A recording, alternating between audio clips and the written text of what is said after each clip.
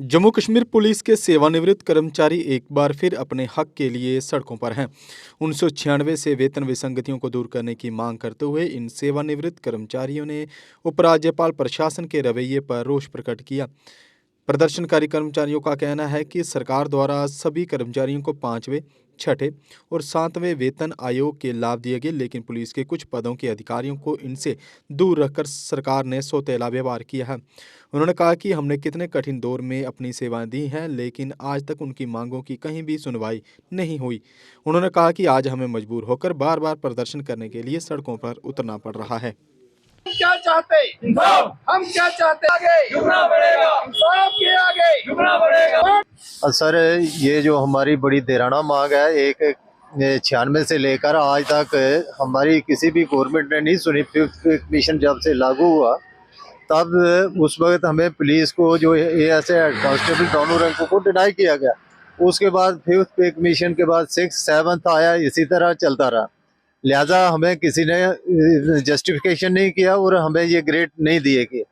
तो उसके बाद हमने अपने सीएम साहबान अपने अफसरान से रजू किया, उनसे भी रिप्रेजेंटेशन दी, लेकिन किसी ने हमारे ये इस देराना मांग को सुनने की सब उन्हें लारे वादे झांसे ही दिए, तो हल करने की किसी ने कोशिश नहीं की। तो अब मजबूर होकर हम प्रोटेस्ट और धरना दे रहे हैं कि भाई ये हमारी इस देराने मसले पर गौर फरमाया जाए। और हमारा ये सीनियर सिटीजन है, इस वक्त हमने मुल्क, कौम और देश की सेवा की है। मुल्क की सालमियत, एकता, अखंडता की हमने खातर हमने अपनी जानों तक निशावर की थी। हार्ड और फास्ट ड्यूटी देने के बावजूद आज ये हशर है कि हम लोग अपनी मांगों को लेकर प्रदर्शन कर रहे हैं। बड़े दुख से ये बात कहनी पड़ती है कि एक सभ्य समाज में ये चीज़ नाकाबिले बर्दाश्त है। तो लिहाजा अभी हम एलजी साहब से मोहतबाना गुजारिश करेंगे कि पिछले 21 जनवरी को हमने इसी पिछले साल में गवर्नर साहब से मिले थे और उन्होंने वादा किया था कि अगर आपका मसला जेन्युइन होगा तो इसको हल किया जाएगा। तो हमने बोला था सर ये हमारा जेन्युइन मसला है, तो आज तक वो पता नहीं फाइल जो ठंडे बस्ते में पड़ी है, क्या गार्ड नोज क्या चक्कर है कि एलजी साहब को मसरूफियत है।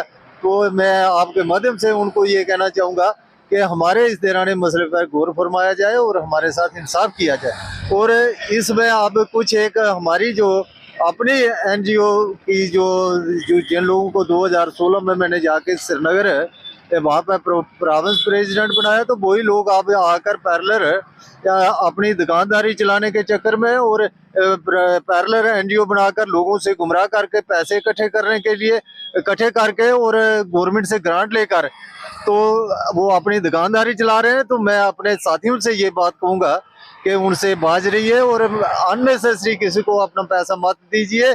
तो अगर गवर्नमेंट के खजाने में जो गवर्नमेंट की स्कीम्स होती हैं बिलो पॉवर्टी लाइन, वहाँ पर जस्टिफाई नहीं होता, वहाँ पर घोटाले और गबन हो जाते हैं। तो ये सिविल लोग जो पैसे लेकर इकट्ठे करके आज तक इनका जो वहाँ पर रिकॉर्ड रहा है श्रीनगर में, वो भी इसी तरह बता रहा है कि आपस में पैसों के चक्कर में कशमकश है।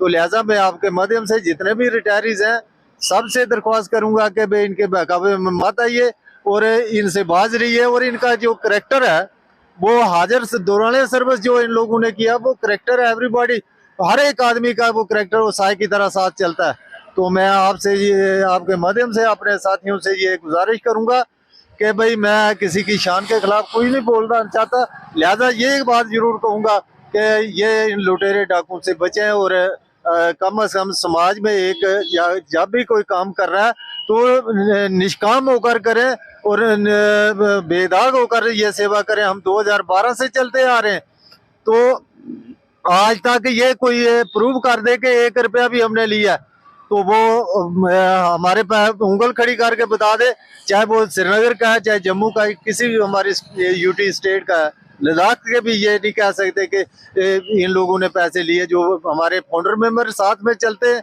और आगे भी हमें इसी विजन से लेकर विजन को लेकर चलेंगे कि हमने निष्काम सेवा करनी है।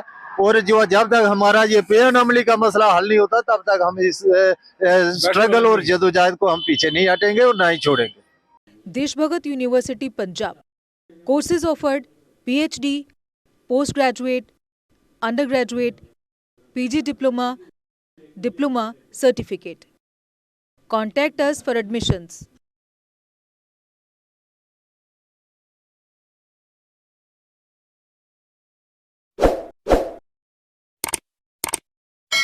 जम्मू कश्मीर की खबरों के लिए जुड़े रहिए JK अपडेट के साथ।